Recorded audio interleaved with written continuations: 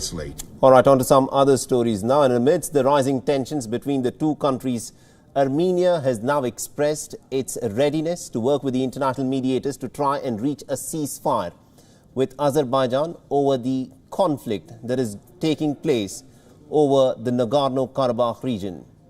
The two neighbors have been locked in a bruising conflict over this region that belongs to Azerbaijan, but the population there is ethnic Armenian.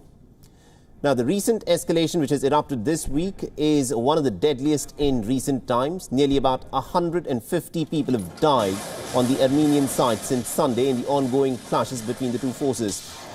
In a joint appeal on Thursday, US President Donald Trump, Russian President Vladimir Putin and French President Emmanuel Macron have urged the two sides to return to negotiations and also diplomatic talks to try and resolve the conflict. The Foreign Ministry of Armenia has said, and I quote here, that they stand ready to engage with France, Russia and the United States, which co-chair the Organization for Security and Cooperation in Europe, for mediators to try and establish a ceasefire regime. Armenia accuses the Azerbaijani forces of striking the main city in Nagorno-Karabakh region as the fighting continues to rage for the sixth consecutive day.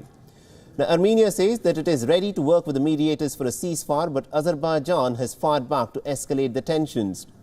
Now, according to reports, frequent shelling and ambulance sirens were heard in Stepanakert, the main city in Karabakh, on Friday. Meanwhile, dozens of demonstrators waving Armenian flags and holding up placards read, "Karabakh is Armenian," and they gathered near the residence of the Turkish ambassador to the United States in Washington, D.C., to protest against the ongoing conflict. Armenia has repeatedly accused Turkey of supporting Azerbaijan in this conflict over the disputed region. Recently, the French President Emmanuel Macron, he also jumped into this conflict, and he said that Turkey was backing Azerbaijan, and he accused Turkey of sending Syrian rebel fighters to support its ally in the fight.